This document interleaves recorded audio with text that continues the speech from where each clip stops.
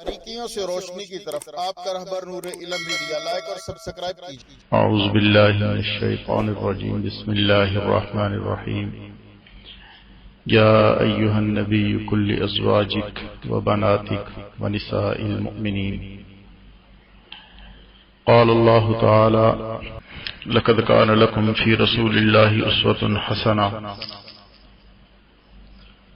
قال اللہ تعالی وازواجہ امہاتہم، صدق اللہ العظیم۔ آج کی ہماری گفتگو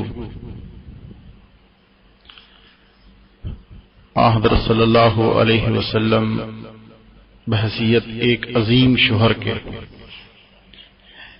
کس طرح سے اپنے گھریلو معاملات کو چلاتے تھے، سیرت نبوی کا ازواجی پہلو، اس پر انشاءاللہ العزیز ہم بات کریں گے۔ انسان کی زندگی کا ایک اہم پہلو اس کی خانگی زندگی ہوتی ہے۔ اس زندگی میں انسان کے اخلاق، اس کے اطوار کا بہت اہم یعنی نجی پہلو نمایاں طور پر واضح ہوتا ہے۔ اسی خاطر یہ اصول مسلم ہے کہ اہل خانہ خصوصاً بیوی پر انسان کے باطنی احوال کا کوئی حال مخفی نہیں رہتا۔ ہر انسان کی زندگی کے دو پہلو ہوتے ہیں، ایک نجی زندگی اور ایک بیرونی زندگی۔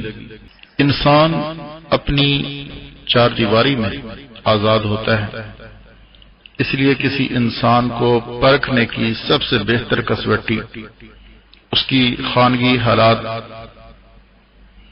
اس کی گھریلو زندگی کو سامنے رکھا جائے تو بڑی آسانی سے سامنے آ سکتے ہیں۔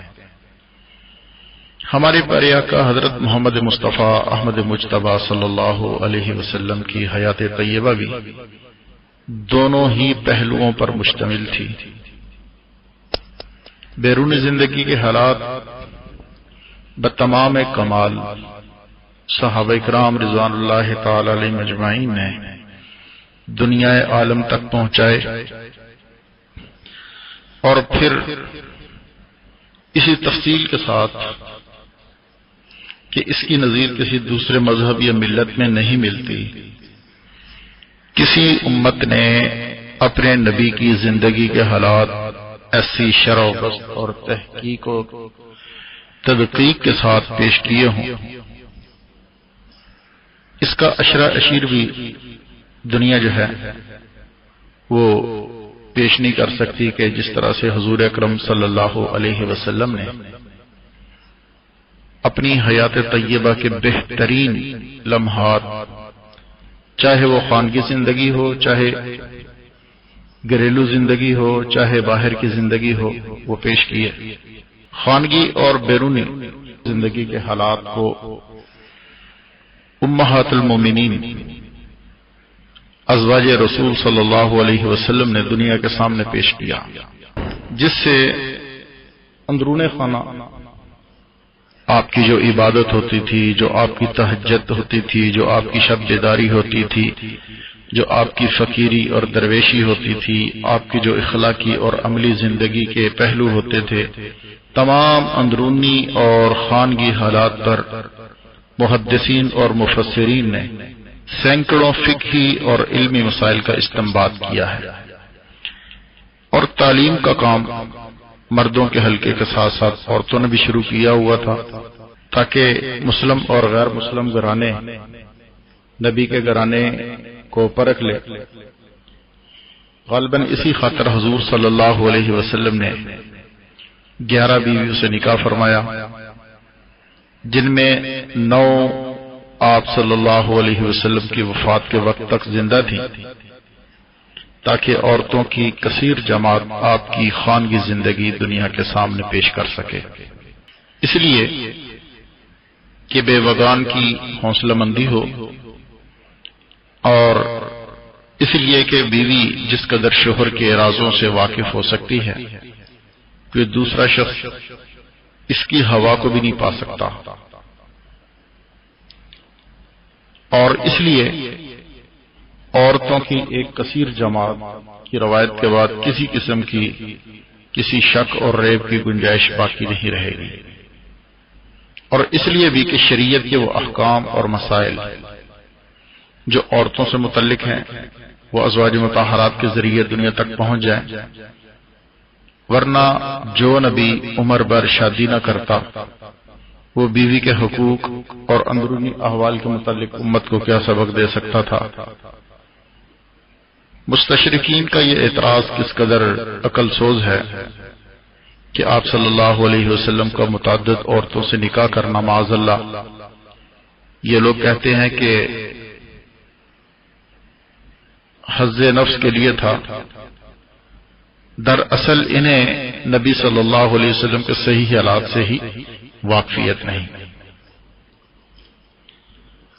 نبی اکرم صلی اللہ علیہ وسلم نے سوائے ایک شادی کے باقی تمام شادیاں بیواؤں سے کی، جو نہ اپنے حسن و جمال کے باعث مشہور تھیں، نہ ہی مال و دولت کے اعتبار سے مشہور تھیں، اور نہ ہی کچھ جو ہے اور کوئی امتیاز آپ صلی اللہ علیہ وسلم نے مد نظر رکھا، اور نہ ہی آپ کا منشا اور مقصد جو تھا وہ عیش و عشرت کو کوئی سامان تھا، بلکہ سیرت کا طالب علم اس حقیقت سے واقف ہے کہ حضور صلی اللہ علیہ وسلم کے گھرانے میں 2 ماہ تک چولہا نہیں جلتا تھا۔ چنانچہ جب مدینہ طیبہ میں فتوحات کے باعث فراوانی ہوئی تو اس وقت بھی آپ صلی اللہ علیہ وسلم کے یہاں ازواج مطہرات کا وہی نان و نخفہ متعین رہا، جس سے آپ ایک وقت کھانے کے بعد دوسرا وقت آپ کا ایسے ہی گزرتا تھا کہ اکثر آپ کے گھر میں فاقہ ہی ہوتا تھا۔ پھر دیکھا کہ آپ صلی اللہ علیہ وسلم نے جب ازواج مطہرات نے جب آپ صلی اللہ علیہ وسلم سے نان نفع کی زیادتی کا مطالبہ کیا، جب ازواج مطہرات نے کہا کہ یا رسول اللہ صلی اللہ علیہ وسلم ہمارے نان و نفع میں کچھ اضافہ ہونا چاہیے، جس طرح باقی لوگوں کی عورتیں عیش و آرام سے زندگی گزارتی ہیں ایسے ہی ہمیں بھی گزارنا ہے، تو پھر آپ صلی اللہ علیہ وسلم نے کیا کیا؟ 1 ماہ کے لیے تمام بیویوں سے قطع تعلقی اختیار کر لی، جس پر خود رب ذوالجلال نے قرآن اتارا، اللہ رب العالمین کو صراحتاً مداخلت کرنا پڑی، اور اللہ پاک نے فرمایا یعنی اگر تم دنیا کی عیش و عشرت چاہتی ہو تو اپنی اپنی رائے ظاہر کرو۔ اللہ کے نبی صلی اللہ علیہ وسلم نے فرمایا کہ اگر تم دنیا کی عیش و عشرت چاہتی ہو تو مجھے بتاؤ، آج ہی میں تمہیں تمہارے گھروں کو روانہ کر دوں، وہاں جس عیش کی زندگی سے گزارا کرنا چاہتی ہو کرو، کوئی پوچھنے والا نہیں ہوگا، ورنہ خدا نے روز محشر میں جو چیز تمہارے لیے تیار کر رکھی ہے وہ اور کسی کے لیے نہیں ہے، جو مقام اور مرتبہ اللہ رب العزت نے تمہارے لیے تیار کر رکھا ہے وہ کسی اور کے نصیبے میں نہیں ہے۔ تب ازواج مطہرات نے اللہ اور اس کے رسول کی خوشنودی کو اختیار کیا، پھر عمر بھر جو ہے وہ نان جویں پر گزارا کرتی رہیں۔ کیا مدنی زندگی میں جب بے شمار فتوحات کے ذریعے صحابہ کے گھروں میں فراوانی جو تھی وہ حد درجہ کو پہنچ گئی، اس موقع پر بھی حضور صلی اللہ علیہ وسلم کے پاس جو چیز پہنچی وہ بھی آپ نے غرباء کے گھروں میں تقسیم فرما دی۔ آپ صلی اللہ علیہ وسلم کی ذات ستودہ صفات پر کسی قسم کا اتہام باندھتا ہے سوائے اس کی قلت فہم اور معلومات کے کہ اس کی معلومات کی کمی ہے، اس کو اور کیا کہا جا سکتا ہے۔ اسلامی تعلیمات کا مطالعہ کرنے والا اس حقیقت سے واقف ہے کہ ابتدائی اسلام میں جب مشرکین مکہ نے آپ صلی اللہ علیہ وسلم کے سامنے حسین لڑکی کی شادی کی پیشکش کی تو آپ نے جس استغنا سے جواب دیا اس سے بھی آپ کی عفت اور پاک بازی کی صاف اور شفاف چادر آئینہ کی طرح جو ہے وہ نظر آتی ہیں۔ اشکا شریف کے باب عشرۃ النساء میں حضرت عائشہ رضی اللہ تعالی عنہا فرماتی ہیں کہ بہت سی عورتیں آپ صلی اللہ علیہ وسلم کے پاس شادی کا پیغام بھیجتی تھی، مگر آپ صلی اللہ علیہ وسلم کچھ جواب نہ دیتے تھے۔ حدیث اور سیرت کی معروف کتب میں زرقانی جلد نمبر 100 اس میں حضرت ابو سعید خدری رضی اللہ تعالی عنہ کی روایت سے منقول ہے کہ آپ صلی اللہ علیہ وسلم نے ارشاد فرمایا کہ میں نے اپنا اور کسی بیٹی کا نکاح اس وقت تک نہیں کیا جب تک جبرائیل امین میرے پاس اللہ کی وحی لے کر نہیں آئے۔ اللہ اکبر کبیرہ۔ تو اندازہ کیجئے کہ نبی محترم صلی اللہ علیہ وسلم کوئی بھی کام اپنی مرضی سے نہیں کرتے، حتیٰ کہ اپنے نکاح اپنی مرضی سے نہیں کرتے۔ جب نبی رحمت صلی اللہ علیہ وسلم کا انتقال ہوتا ہے، اس دنیا سے آپ تشریف لے جاتے ہیں، اس وقت بھی آپ کے گھر میں دیا جلانے کے لیے تیل نہیں تھا۔ ام المؤمنین سیدہ طیبہ طاہرہ عفیفہ اما عائشہ صدیقہ رضی اللہ تعالی عنہا نے ہمسائی سے ادھار تیل لے کر دیا روشن کیا تھا۔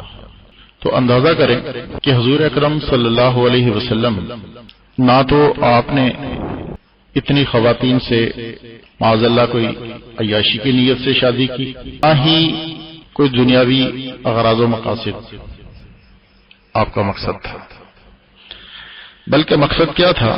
دین کی ہر بات جو ہے وہ خواتین کی کثرت کی بنا پر کہ ایک موقع پر ایک عمل کیا، وہ زوجہ کے گھر میں وہ عمل ہوا، اس کو وہ نوٹ کر لیں، جو دوسری زوجہ کے گھر میں ہوا وہ اس کو نوٹ کر لیں اور امت تک پہنچا دیں۔ اسی طرح مقصد یہ تھا کہ جو گھریلو زندگی ہے، نبی صلی اللہ علیہ وسلم کی نجی زندگی ہے، وہ آنے والی امت تک پہنچ جائے۔ اس حوالے سے نبی صلی اللہ علیہ وسلم نے سب سے پہلا نکاح ام المؤمنین سیدہ طاہرہ خدیجۃ الکبریٰ رضی اللہ تعالی عنہا سے فرمایا۔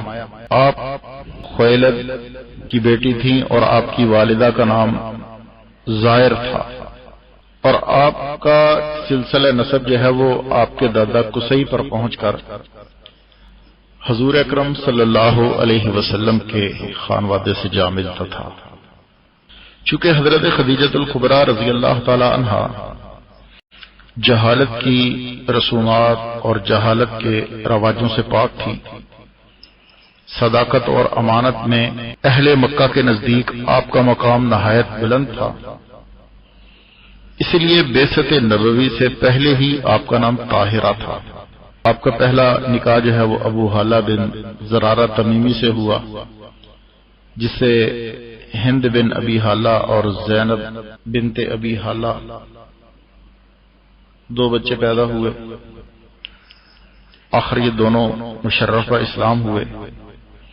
حضرت خدیجہ ابو حالہ کے انتقال کے بعد عتیق بن عائز مخزومی کے نکاح میں ان سے ایک لڑکی ہندہ پیدا ہوئی، یہ بھی صحابیت کے شرف سے مشرف ہیں، اور ایک لڑکا عبداللہ بن عتیق پیدا ہوئے۔ کچھ عرصہ بعد جو ہے عتیق کا انتقال ہو گیا۔ ایک بار پھر جو ہے وہ حضرت خدیجہ الکبریٰ رضی اللہ تعالی عنہا بیوہ ہو گئی۔ کچھ عرصہ قبل حضرت خدیجہ الکبریٰ رضی اللہ تعالی عنہا نبی محترم صلی اللہ علیہ وسلم کی صداقت کا چرچا سن چکی تھی۔ انہوں نے نبی رحمت صلی اللہ علیہ وسلم کو مال تجارت دے کر شام کے سفر پر روانہ کیا اور ساتھ میں اپنے ایک غلام میسرہ کو روانہ کیا۔ دوران سفر برکات کا حال دیکھ کر میسرہ نے حضرت خدیجہ الکبریٰ رضی اللہ تعالیٰ عنہ سے بیان فرمایا۔ حضرت خدیجہ الکبریٰ رضی اللہ تعالیٰ عنہ یہ سن کر بہت متاثر ہوئی، اور اسی وقت واپسی پر انہوں نے نبی اکرم صلی اللہ علیہ وسلم کو نکاح کا پیغام بھیج دیا، جسے نبی محترم صلی اللہ علیہ وسلم نے قبول فرمایا۔ یہ پیغام نفیسہ بنت امیہ کے ذریعے بھیجا، لیکن آپ صلی اللہ علیہ وسلم نے ایک عذر پیش فرمایا۔ آپ صلی اللہ علیہ وسلم نے فرمایا کہ میرے پاس کچھ مال و دولت نہیں ہے۔ حضرت خدیجہ الکبریٰ رضی اللہ تعالی عنہا نے اس عذر کو رفع کر دیا، اور ساتھ ہی آپ صلی اللہ علیہ وسلم نے پیغام نکاح کو قبول کر لیا۔ حضرت صفیہ جو حضور اکرم صلی اللہ علیہ وسلم کی پھوپھی تھی، حضرت خدیجہ نے آپ کے تمام حالات ذاتی دریافت کر لیے تھے۔ ابن اسحاق نے اس حوالے سے لکھا ہے کہ حضرت خدیجہ الکبریٰ رضی اللہ تعالی عنہا نے بالمشافہ بھی بات پکی کی۔ حضور صلی اللہ علیہ وسلم نے اطلاع جو ہے وہ اپنے چچا جناب ابو طالب حضرت علی کے والد کو کر دی۔ پھر نبی محترم صلی اللہ علیہ وسلم اور خاندان بنی ہاشم کو لے کر خدیجہ الکبریٰ رضی اللہ تعالیٰ عنہ کے مکان پر پہنچے۔ نکاح ہوا۔ نکاح کا خطبہ جو ہے وہ آپ کے چچا ابو طالب نے پڑھا۔ خطبہ کے الفاظ کا یہاں موقع نہیں ہے۔ ابو طالب کے بلیغ خطبے کے بعد حضرت خدیجہ کے چچا زاد بھائی ورقہ بن نوفل نے خطبہ پڑھا۔ پھر عمر بن اسد نے کہا کہ میں خدیجہ بنت خویلد کو محمد بن عبداللہ کی زوجیت میں دیتا ہوں۔ ابن اسحاق کے مطابق 20 اونٹ مہر مقرر ہوا، اور ولیمہ میں حضرت خدیجہ الکبریٰ رضی اللہ تعالی عنہا نے گائے ذبح کروائی۔ نکاح کے وقت نبی محترم صلی اللہ علیہ وسلم کی عمر مبارک 25 برس تھی، اور حضرت خدیجہ الکبریٰ رضی اللہ تعالی عنہ کی عمر مبارک 40 برس تھی۔ حضرت خدیجہ رضی اللہ تعالی عنہ کے بطن سے ہی آپ صلی اللہ علیہ وسلم کے 4 صاحبزادیاں، جن میں حضرت زینب، حضرت رقیہ، حضرت ام کلثوم اور حضرت فاطمہ الزہرا رضی اللہ تعالیٰ عنہ پیدا ہوئے، اور 2 صاحبزادے قاسم اور طیب پیدا ہوئے۔ آپ کے بیٹے جو ہیں وہ صغیر سنی میں ہی انتقال کر گئے، البتہ صاحبزادیاں بڑی ہوئیں، نکاح کی عفت سے سرفراز ہوئیں۔ 4 کا نکاح ہوا، اور یار لوگوں نے یہ بات بنا رکھی ہے جی کہ صرف حضور صلی اللہ علیہ وسلم کی معاذاللہ صرف 1 صاحبزادی تھی، باقی جو تھی وہ منہ بولی بیٹیاں تھیں، وہ دوسرے خاندوں میں سے تھی۔ یہ کتنی بڑی علمی خیانت ہے اور بہت بڑی جہالت ہے۔ بلکہ حضرت خدیجہ الکبریٰ رضی اللہ تعالیٰ عنہ سے ہی حضور صلی اللہ علیہ وسلم کی 4 بیٹیاں ہوئیں اور 2 بیٹے ہوئے، یا پھر ایک لونڈی ماریہ قبطیہ سے حضرت قاسم پیدا ہوئے، جو 1.5 سال کی عمر میں غالباً ان کا انتقال ہوا۔ حضرت خدیجہ الکبریٰ رضی اللہ تعالیٰ عنہ کی زندگی تک آپ صلی اللہ علیہ وسلم نے کسی اور سے عقد نہیں فرمایا۔ آپ صلی اللہ علیہ وسلم 25 سال تک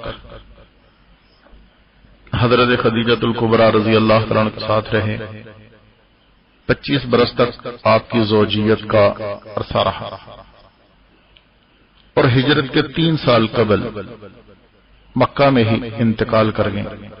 حضرت خدیجہ کے بے شمار فضائل کتب سیرت میں موجود ہیں۔ اس کے بعد دوسری زوجہ محترمہ جن کے ساتھ نبی صلی اللہ علیہ وسلم نے پھر نکاح فرمایا، ام المؤمنین حضرت سودا بنت زمع رضی اللہ تعالی عنہا سے ہوئی۔ ان کا نکاح حضرت خدیجہ کی وفات کے بعد چند روز کے بعد مکہ میں ہی ہوا، اور یہ نکاح جو ہے خولہ بنت حکیم کی معرفت سے ہوا۔ حضرت سودا کا نکاح پہلے جو ہے وہ ان کے چچا زاد بھائی سکران سے ہوا تھا۔ حضرت صلی اللہ علیہ وسلم کے اس نکاح میں 400 درہم مہر مقرر ہوا۔ آخر عمر میں حضرت سودا نے بڑھاپے کے باعث اپنی باری جو تھی وہ حضرت عائشہ رضی اللہ تعالی عنہا کو حبہ کر دی تھی، اور آپ نے ماہ ذی الحج 23 ہجری کو مدینہ منورہ میں خلافت فاروقی کے آخر زمانہ میں وفات پائی۔ تیسرا نکاح جو ہے نبی اکرم صلی اللہ علیہ وسلم کا حضرت سیدہ طیبہ طاہرہ عفیفہ صدیقہ اما عائشہ رضی اللہ تعالی عنہا سے ہوا۔ عائشہ صدیقہ بنت صدیق اکبر رضی اللہ تعالی عنہا، آپ کی والدہ کا نام زینب اور کنیت ام رومان تھی۔ حضرت سودا کے نکاح کے بعد ماہ شوال میں 10 ہجری میں حضرت صلی اللہ علیہ وسلم سے آپ کا نکاح ہوا۔ اس وقت یہ نکاح بھی جو ہے وہ خولہ بنت حکیم کے ذریعے سے ہوا۔ یہاں بھی حضور صلی اللہ علیہ وسلم کے نکاح کے ساتھ نکاح میں 400 درہم مہر مقرر ہوا۔ نکاح کے وقت حضرت عائشہ صدیقہ کی عمر جو تھی وہ 6 برس تھی۔ یہ ایسا وقت تھا کہ عرب کے لوگوں کی صحت اس وقت بہت کبھی ہوتی تھی۔ حضرت عائشہ رضی اللہ تعالی عنہا جب 9 سال کی عمر میں ہوئی تو ظاہری جسم و وجاہت میں آج کی 20 سال کی عورت کے برابر خیال کی جاتی تھی، یعنی کہ 9 سال سے کچھ ماہ اوپر ہوئے تو رخصتی اور عروس کی رسم جو ہے وہ ادا ہوئی۔ عبداللہ بن عمر رضی اللہ تعالیٰ عنہ سے مروی ہے کہ حضرت صلی اللہ علیہ وسلم نے فرمایا کہ جبرائیل علیہ السلام میرے پاس آئے اور کہا کہ اللہ عز و جل نے آپ کا نکاح ابو بکر کی بیٹی عائشہ سے کر دیا۔ سبحان اللہ۔ اور جبرائیل علیہ السلام اپنے ساتھ جو ہیں وہ عائشہ کی تصویر بھی لائے جو مجھے دکھائی گئی، اور یہ کہا کہ یہ آپ کی بیوی اور زوجہ بنے گی۔ یہ مضمون جو ہے یہ صحیحین کی روایات سے بھی مذکور ہے، وہاں پر بھی یہ مضمون آپ کو مل سکتا ہے۔ حضرت عائشہ رضی اللہ تعالی عنہا 9 سال نبی اکرم صلی اللہ علیہ وسلم کی معیت میں رہیں، اور آپ صلی اللہ علیہ وسلم کے بعد 48 سال تک زندہ رہیں، اور 66 برس کی عمر میں یعنی 66 سال کی عمر میں مدینہ طیبہ میں آپ کا انتقال ہوا۔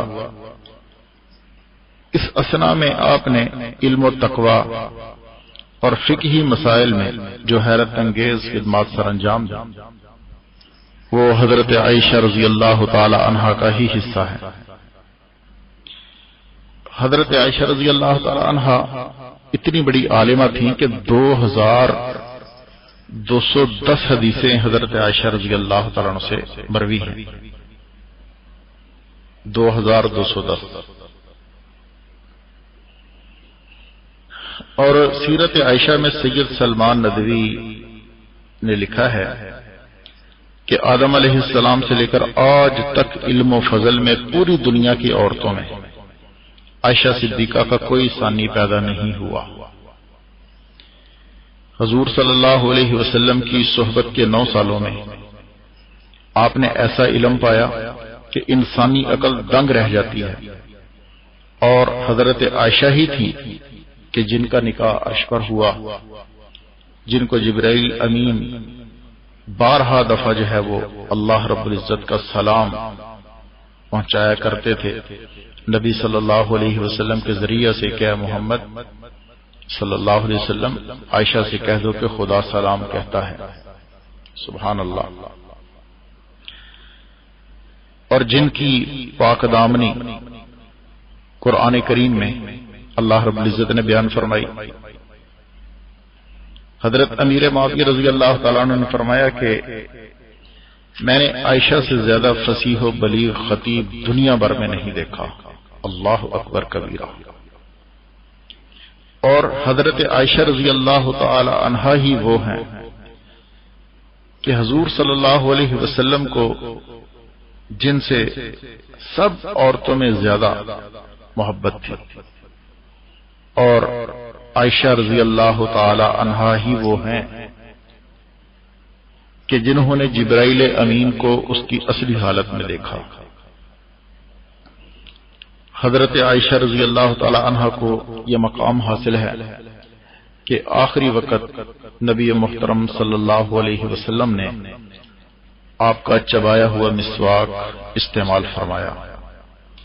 حضرت عائشہ رضی اللہ تعالی عنہا ہی وہ ہیں کہ جن کے حجرے میں آج بھی نبی محترم صلی اللہ علیہ وسلم آرام فرما ہیں۔ سارے فضائل ہیں، اگر میں ان فضائل کو بیان کرنے لگ جاؤں تو بہت ٹائم چاہیے اس کے لیے، لیکن میں گفتگو کو مزید آگے بڑھانا چاہتا ہوں۔ چوتھی زوجہ محترمہ نبی اکرم صلی اللہ علیہ وسلم کے نکاح میں جو آئیں وہ ام المؤمنین حضرت حفصہ بنت عمر رضی اللہ تعالی عنہا تھی۔ والدہ کا نام زینب بنت زعون۔ حضرت حفصہ رضی اللہ تعالی عنہ کا نکاح کا پس منظر جو ہے کچھ یوں ہے کہ دوسرے محرکات کے علاوہ ایک محرک یہ بھی کار فرما تھا کہ صحابہ کی مقدس جماعت کے جن 4 معتمد رفقا کے ساتھ آپ کے گہرے علائق تھے، ان میں سے حضرت ابو بکر کے گھر آپ کا نکاح ہوا، حضرت عثمان کے گھر یہ کے بعد دیگرے 2 بیٹیاں دے دی گئیں، حضرت علی کے گھر میں 1 بیٹی دے دی گئی، اور حضرت عمر کا بھی رشتہ قائم ہو گیا کہ حضرت عمر کی بیٹی سے بھی حضور صلی اللہ علیہ وسلم نے نکاح فرمایا۔ اس طرح حضور صلی اللہ علیہ وسلم نے مرکزی کڑی بن کر مستقبل کے ان قائدین کو بہم مربوط فرما دیا۔ حضرت حفصہ بعثت نبوت سے قبل پیدا ہوئی۔ پہلا نکاح جو ہے وہ خنیس بن حذافہ سے ہوا۔ غزوہ بدر کے بعد شوہر کا انتقال ہو گیا۔ جب حضرت حفصہ رضی اللہ تعالی عنہ بیوہ ہوئی تو حضرت عمر رضی اللہ تعالی عنہ نے پہلے حضرت عثمان اور حضرت ابو بکر سے نکاح کی درخواست کی کہ آپ لوگ جو ہے نکاح کر لیں، تو اللہ کے رسول صلی اللہ علیہ وسلم نے فرمایا کہ اللہ تعالی عثمان کو اس سے بہتر بیوی دے گا اور حفصہ کو اس سے بہتر خاوند عنایت کرے گا۔ سبحان اللہ۔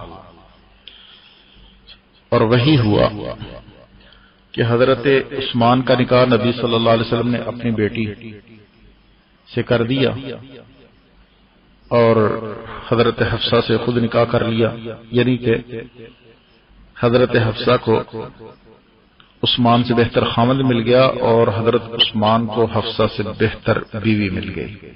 نکاح کے وقت اب صلی اللہ علیہ وسلم کی عمر مبارک 55 برس تھی۔ ایک مرتبہ نبی اکرم صلی اللہ علیہ وسلم نے کسی معاملہ میں حضرت حفصہ کو طلاق دینے کا ارادہ فرمایا تو حضرت جبرائیل علیہ السلام وحی لے کر حاضر ہوئے یا طلاق دے دی، تو جبرائیل علیہ السلام نے فرمایا کہ حضرت حفصہ کی طرف رجوع کر لیجئے، وہ بڑی روزہ رکھنے والی اور عبادت گزار عورت ہیں اور جنت میں بھی وہ آپ کی بیوی ہوں گی۔ تو اللہ کے رسول صلی اللہ علیہ وسلم نے رجوع فرما لیا۔ حضرت حفصہ رضی اللہ تعالی عنہا نے شعبان 45 ہجری میں حضرت امیر معاویہ رضی اللہ تعالیٰ عنہ کی خلافت کے زمانہ میں 60 برس کی عمر میں انتقال کیا۔ حضرت حفصہ رضی اللہ تعالیٰ عنہ سے 60 حدیثیں جو ہیں وہ روایت کی جاتی ہیں۔ اسی طرح حضرت زینب بنت خزیمہ، یہ ام المؤمنین میں سے 5ویں زوجہ محترمہ ہے، ان سے نکاح نبی محترم صلی اللہ علیہ وسلم نے فرمایا، یعنی کہ 5ویں بیوی ام المؤمنین زینب بنت خزیمہ تھی۔ آپ جہالت کے زمانہ میں بہت سخی اور فیاض تھیں، اس لیے حضرت زینب کا لقب جو تھا وہ ام المساکین تھا، ام المساکین کے لقب سے پکاری جاتی تھی۔ آپ کا پہلا نکاح عبداللہ بن جہش سے ہوا۔ غزوہ احد میں عبداللہ بن جہش شہید ہو گئے۔ عدت گزارنے کے بعد حضرت صلی اللہ علیہ وسلم سے حضرت زینب بنت خزیمہ کا نکاح ہوا۔ 500 درہم آپ کا مہر مقرر ہوا۔ نکاح کے 2 ماہ بعد ہی آپ کا انتقال ہو گیا۔ نبی اکرم صلی اللہ علیہ وسلم نے آپ کی نماز جنازہ پڑھائی۔ انتقال کے وقت آپ کی عمر 30 برس تھی۔ چھٹا نکاح نبی اکرم صلی اللہ علیہ وسلم کا ام سلمہ بنت ابی امیہ سے ہوا، جو ابو امیہ قریش مخزومی کی بیٹی تھی۔ ام سلمہ کا پہلا نکاح ابو سلمہ کے ساتھ ہوا۔ خاوند جو ہے بدر اور احد کے مارکوں میں شریک ہوئے۔ بعد ازاں حضور صلی اللہ علیہ وسلم نے ایک سریہ یعنی دستہ کا آپ کو امیر بنا کر روانہ فرمایا۔ اس سریہ میں جنگ ہوئی۔ دوران جنگ دشمن کا ایک وار، دشمن کی ایک ضربے کاری جان لیوا ثابت ہوئی، آپ شہید ہو گئے۔ حضور صلی اللہ علیہ وسلم نے اس بیوہ کی حوصلہ افزائی فرمانے کے لیے عدت گزرنے کے بعد آپ کو نکاح کا پیغام بھیج دیا۔ چنانچہ ام المؤمنین ام سلمہ رضی اللہ تعالی عنہ کہتی ہیں کہ میرے لیے اس وقت دنیا میں آپ کی میت سے زیادہ خوشی کی کوئی چیز نہیں تھی۔ سبحان اللہ۔ خطبہ نکاح پر ام سلمہ نے اپنی عمر کے زیادہ ہونے کا عذر کیا، پھر کہا کہ میرے ساتھ یتیم بچے ہیں۔ حضرت صلی اللہ علیہ وسلم نے اس کے باوجود اس بیوہ خاتون کی دلداری فرمائی اور اسے امہات المومنین کے حلقہ مقدسہ میں شامل فرما لیا۔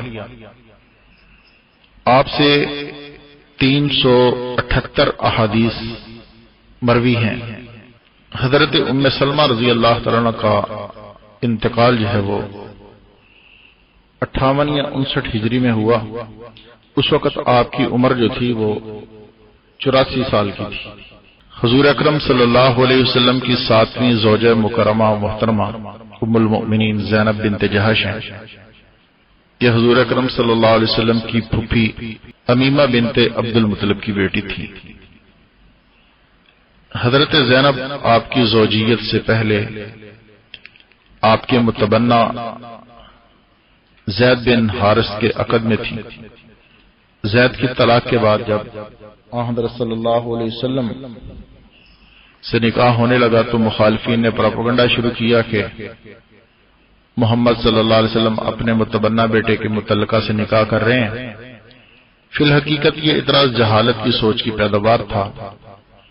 بالآخر آپ صلی اللہ علیہ وسلم کا نکاح آسمانوں پر ہوا اور جبرائیل امین یہ آیت لے کر جو ہے وہ اترے، فرمائے کہ فلما قضا زید منہا وطرم وزوجنا کہا، یہ آیت مبارکہ جو ہے اتری۔ یہ نکاح جو ہے وہ 4 ہجری میں ہوا۔ اس وقت حضرت زینب کی عمر 35 سال تھی اور ان کا انتقال جو ہے وہ 20 ہجری میں ہوا، یعنی کہ 53 سال کی عمر میں ان کا انتقال ہوا۔ نبی اکرم صلی اللہ علیہ وسلم کی 8ویں بیوی ام المؤمنین حضرت جواریہ بنت زرار ہیں۔ آپ کا پہلا نکاح جو ہے وہ مصاف بن صفوان سے ہوا، غزوہ مرسی میں شہید ہوئے۔ حضرت جواریہ ایک باندی تھی۔ نکاح کے بعد حضور صلی اللہ علیہ وسلم نے اسے آزاد کر دیا اور 5 ہجری میں آپ نے نکاح فرمایا۔ جویریہ کی عمر اس وقت 20 سال تھی اور ان کا انتقال جو ہے ربیع الاول 50 ہجری میں ہوا۔ اس وقت ان کی عمر 65 برس تھی۔ 9ویں بیوی جو ہے ام المؤمنین حضرت ام حبیبہ بنت ابی سفیان تھی، حضرت ابو سفیان کی بیٹی، حضرت معاویہ کی بہن۔ یہ 9ویں بیوی ہیں حضور صلی اللہ علیہ وسلم کی۔ حضرت ام حبیبہ کا پہلا نکاح جو ہے وہ عبید اللہ بن جہش سے ہوا۔ ام حبیبہ خاوند کے ہمراہ حبشہ چلی گئیں تو آپ کا شوہر جو تھا عبید اللہ بن جہش وہ مرتد ہو گیا، نصرانی ہو گیا، تو آپ نے نہایت استقلال کا مظاہرہ کیا، آپ مسلمان رہیں۔ نبی اکرم صلی اللہ علیہ وسلم کو جب حالات سے آگاہی ہوئی تو آپ نے پیغام نکاح بھیجا۔ ام حبیبہ کو اس پیغام سے اتنی خوشی ہوئی کہ آپ نے اس قاصد کو اپنا زیور اتار کر دے دیا۔ ابو سفیان کی بیٹی سے آپ کا نکاح کے بعد اس کی سیاسی طاقت بھی اس کی دھیمی پڑ گئی اور اس کا زور بھی ٹوٹ گیا۔ بڑی حد تک جو ہے اس نکاح سے فتح مکہ کا راستہ جو ہے وہ ہموار ہوا۔ ام حبیبہ رضی اللہ تعالیٰ عنہ سے 65 احادیث مروی ہیں۔ حضرت ام حبیبہ رضی اللہ تعالیٰ عنہ 44 ہجری میں انتقال فرمائے گئیں اور مدینہ طیبہ میں آپ کا جنازہ ہوا اور آپ کو دفن کیا گیا۔ نبی اکرم صلی اللہ علیہ وسلم نے 10واں نکاح جو ہے ام المومنین حضرت صفیہ بنت حیی بن اخطب سے کیا۔ یہ حضرت موسیٰ اور حضرت ہارون علیہ السلام کی اولاد میں سے تھی۔ ان کا نکاح جو ہے سلام بن شکم سے ہوا۔ پہلا نکاح جو ہے سلام بن شکم سے ہوا، دوسرا نکاح جو ہے وہ کنانہ بن الحقیق سے ہوا تھا، اور پھر اس کے بعد حضور اکرم صلی اللہ علیہ وسلم سے آپ کا نکاح ہوا۔ آپ سے 10 احادیث مروی ہیں۔ آپ کا انتقال جو ہے وہ 50 ہجری میں رمضان المبارک میں ہوا۔ 11ویں بیوی ام المؤمنین حضرت میمونہ بنت حارث رضی اللہ تعالی عنہا ہیں۔ نبی محترم صلی اللہ علیہ وسلم نے ام المؤمنین میمونہ بنت حارث سے نکاح فرمایا۔ ابن سعد کہتے ہیں کہ یہ حضور صلی اللہ علیہ وسلم کی آخری بیوی تھی۔ یہ آپ صلی اللہ علیہ وسلم سے پہلے جو ہے ابن عبد العزا کے نکاح میں تھی۔ آپ کا نکاح جو ہے حضرت عباس رضی اللہ تعالی عنہ میں پڑا۔ نکاح اور عروسی دونوں مقام شرف پر ہوئے اور یہیں پر ام المؤمنین نے انتقال فرمایا۔ اتفاق کی بات ہے کہ جہاں پر آپ کا نکاح ہوا وہیں پر جو ہے کچھ عرصے کے بعد آپ کا انتقال ہوا۔ حضرت میمونہ رضی اللہ تعالی عنہا سے 76 احادیث مروی ہیں، 76۔ یہ تو حضور اکرم صلی اللہ علیہ وسلم کی ازواج مطہرات تھی 11۔ ان کے علاوہ نبی اکرم صلی اللہ علیہ وسلم کی 3 لونڈیاں تھیں، ماریہ قبطیہ، ریحانہ بنت شمون اور نفیسہ۔ قبطیہ جو ہیں یہ شاہ مصر مقوقس کی طرف سے بطور نذرانہ بطور ہدیہ بھیجی گئی تھی، اور بعد میں آپ کی ام ولد ہو گئی، یعنی حضرت ابراہیم علیہ السلام کی والدہ بنی۔ آپ ہی کے بدن سے نبی صلی اللہ علیہ وسلم کے بیٹے حضرت ابراہیم پیدا ہوئے تھے۔ اسی طرح ریحانہ بنت شمون ہیں، یہ خاندان بنو قریظہ یا بنو نذیر سے تھی۔ یہ اسیر ہو کر آئیں اور بطور کنیز آپ کے حضور میں رہیں۔ حجت الوداع کے بعد آپ کا انتقال ہوا اور ایک قول کے مطابق آپ نے انہیں آزاد کر کے نکاح فرمایا۔ تیسری باندی جو ہے، تیسری باندی حضرت نفیسہ تھی۔ یہ باندی حضرت زینب بنت جہش نے آپ کو حبہ فرمائی تھی۔ اس کے علاوہ آپ کی ایک اور کنیز تھی جس کا نام معلوم نہیں ہو سکا، یعنی یہ ازواج مطہرات کی تعداد تھی۔ یہ ازواج مطہرات کی تعداد کی وجہ کیا ہے پہلے بھی میں عرض کر چکا ہوں۔ دوسری وجہ جو ہے وہ یہ ہے کہ تاریخ عالم کے مسلمات میں سے ہے کہ اسلام سے پہلے تمام مذاہب میں یہ رواج تھا کہ ایک شخص کئی عورتوں کو اپنی زوجیت میں رکھتا تھا۔ یہ دستور تمام دنیا میں رائج تھا۔ حتیٰ کہ حضرات انبیاء کرام علیہ السلام بھی اس دستور سے مستثنا نہیں تھے۔ حضرت ابراہیم علیہ السلام کی 2 بیویاں تھیں، حضرت اسحاق علیہ السلام کی متعدد بیویاں تھیں، حضرت سلیمان علیہ السلام کی 20 بیویاں تھیں، حضرت داؤد علیہ السلام کی 100 بیویاں تھیں۔ اس کے علاوہ جو ہے تورات اور انجیل میں بھی حضرات انبیاء کی متعدد بیویوں کا ذکر جو ہے وہ ہمیں ملتا ہے، اور کہیں بھی تعداد ازواج کی ممانعت کا ادنا اشارہ بھی نہیں ملتا۔ حضرت عیسیٰ اور حضرت یحییٰ علیہ السلام 2 ایسے نبی گزرے ہیں کہ جنہوں نے عمر بھر شادی نہیں فرمائی۔ جی، حضرت یحییٰ اور حضرت عیسیٰ علیہ السلام کی شادی نہیں ہوئی، یہ 2 نبی ایسے گزرے ہیں۔ جی، تو اگر ان کے فعل کو مشعل راہ بنایا جائے تو شادی بالکل ممنوع ہو جائے گی۔ حضرت عیسیٰ علیہ السلام کے متعلق اہل سنت والجماعت کا متفق عقیدہ ہے کہ جب وہ قرب قیامت نازل ہوں گے تو آپ کی شادی بھی ہوگی، حضرت عیسیٰ علیہ السلام کی اولاد بھی ہوگی۔ تو جب اسلام آیا تو نبی کی خصوصیات میں 11 بیویاں ہوئیں کہ جن کی چند حکمتیں میں پہلے بھی عرض کر چکا ہوں، مگر عامت الناس کے لیے جو ہے وہ 4 بیویوں تک کے نکاح کی اجازت دے دی گئی کہ ایک عام آدمی جو ہے وہ 4 بیویاں کر سکتا ہے، ایک وقت میں 4 بیویاں رکھ سکتا ہے۔ لیکن نبی صلی اللہ علیہ وسلم کی بیویاں کتنی تھی؟ 11 تھی، 11 بیویاں اور 3 لونڈیاں۔ اب عام آدمی کو بھی 4 بیویوں کی اجازت دی گئی اس لیے کہ وہ اپنے دامن کو داغدار ہونے سے محفوظ رکھ سکے۔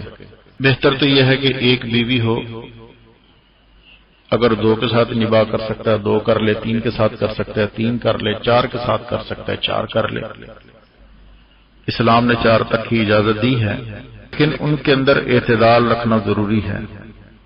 4 بیویوں تک کے نکاح کی اجازت اسلام نے دی تاکہ عفت اور تحسین کے مقاصد پورے ہو جائیں، بے حیائی اور زنا کا دروازہ جو ہے وہ قطعاً بند ہو جائے۔ جیسا کہ آج کل یورپ ایسی لعنتوں کا شاہکار بنا ہوا ہے، نہ ماں کا پتہ ہے، نہ بیٹی کا پتہ ہے، نہ بہن کا پتہ ہے، بس وہاں معاملہ صاف ہے۔ تو اسلام نے پہلے ہی 4 ازواج کی اجازت دے دی ہے،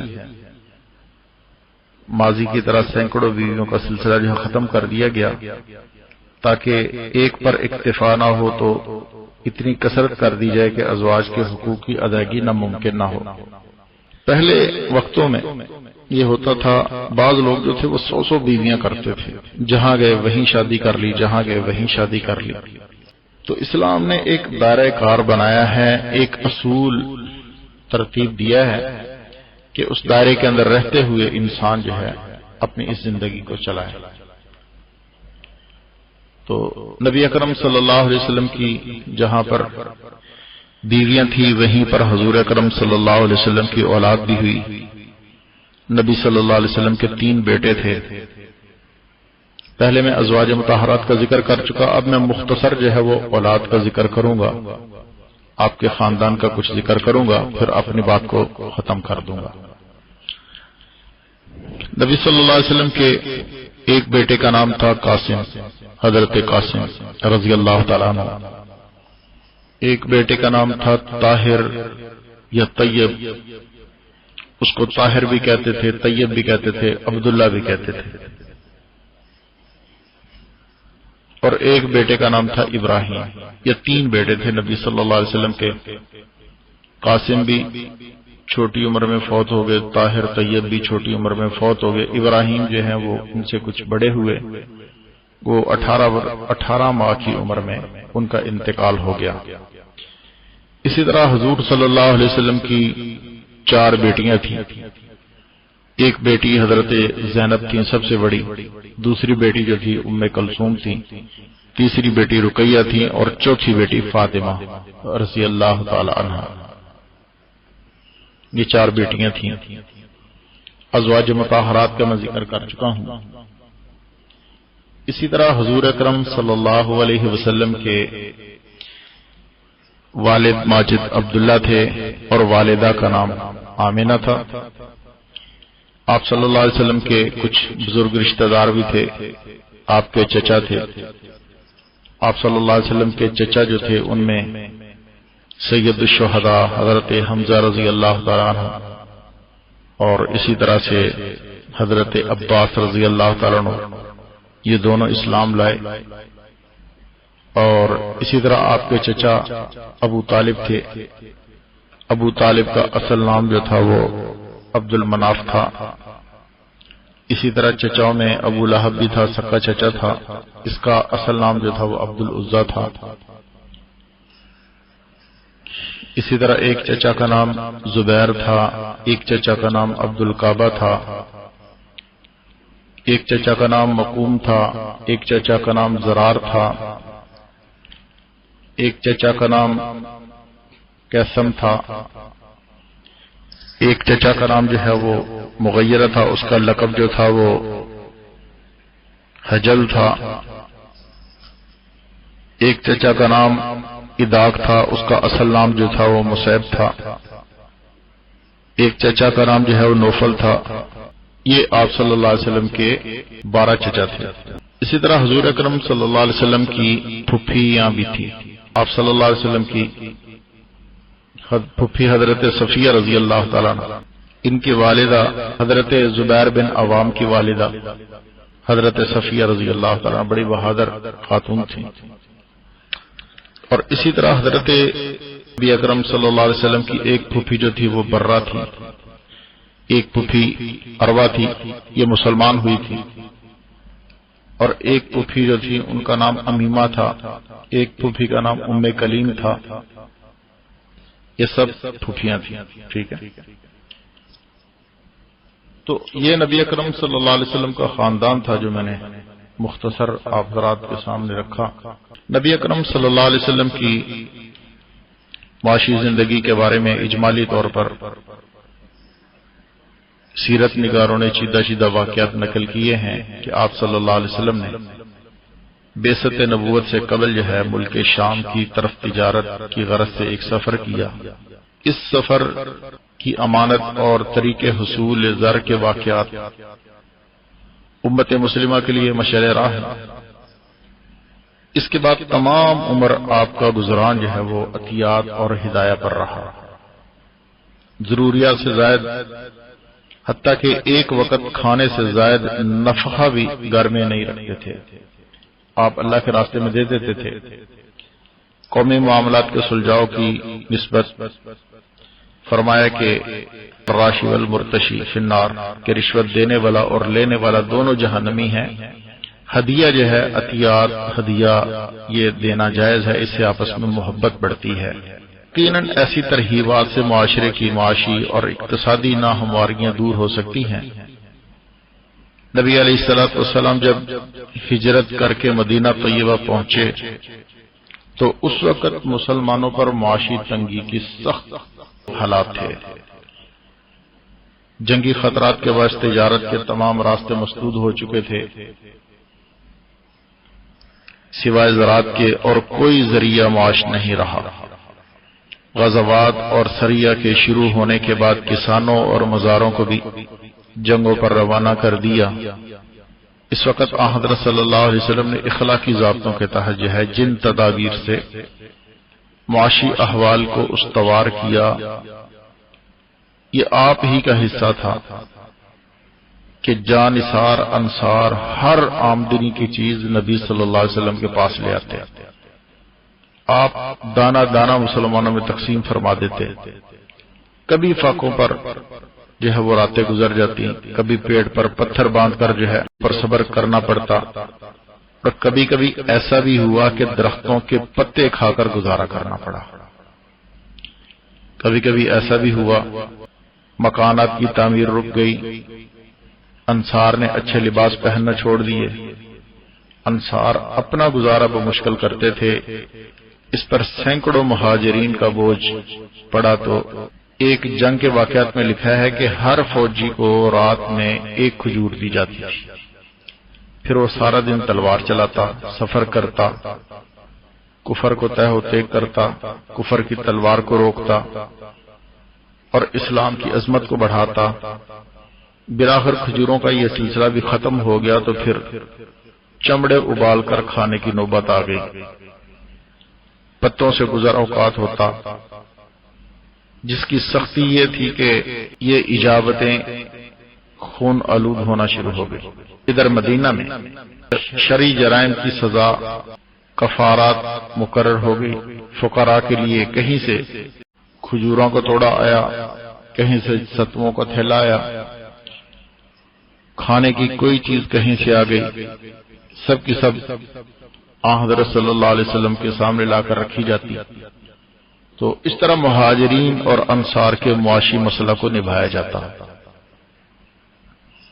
حضرت صلی اللہ علیہ وسلم کی علی قدر مساوات کی علامت تھی کہ آپ اسے جو ہے سب میں تقسیم فرماتے، ایک دوسرے پر وہ حضرات جو تھے ایک دوسرے کو ترجیح دیتے، یعنی خود بھوکا رہ کر اپنے دوسرے بھائی کو سیر کرتے، مہمان کو کھلانے کی خاطر خود کھانا کھاتے یا نہ کھاتے بلکہ مہمان کو کھلاتے۔ سب یہیں سے اسلام کا امتیاز ہو جاتا ہے کہ معاشی احوال کی تمام مسائل اخلاقی ضابطوں سے حل ہو رہے ہیں۔ تو نبی محترم صلی اللہ علیہ وسلم نے اس قدر جو ہے اپنے صحابہ میں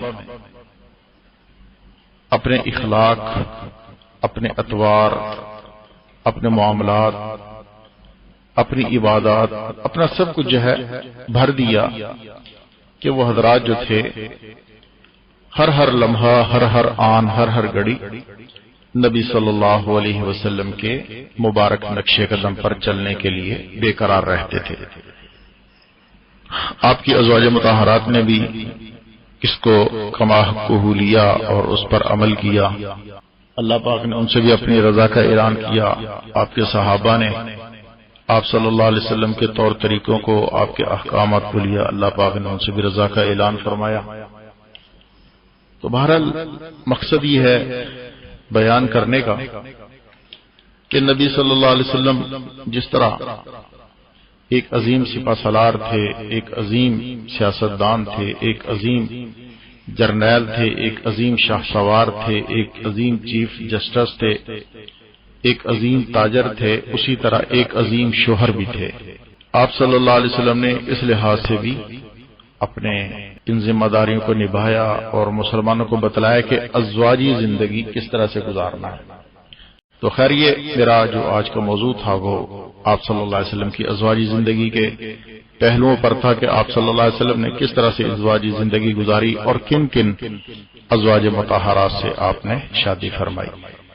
تو جو کچھ میں نے عرض کیا آپ حضرات نے سنا، اللہ جل شانہ اما نوالہ مجھے بھی اور آپ کو بھی سن کر اس پر عمل کرنے کی توفیق بخشے اور ان مقدس ہستیوں کے نقش قدم پر ہمیں چلنے کی توفیق عطا فرمائے۔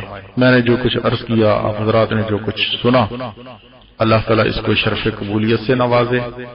اللہ رب العالمین مجھے بھی اور آپ کو بھی اس پر عمل کرنے کی توفیق عطا فرمائے، ہم سب کے لیے نجات کا ذریعہ بنائے۔ اللہ رب العالمین ہم سب کو صراط مستقیم پر چلنے والا بنا دے۔ سبحانک اللہم بحمدک نشہد ان لا الہ الا انت استغفرک ونتوب الیک۔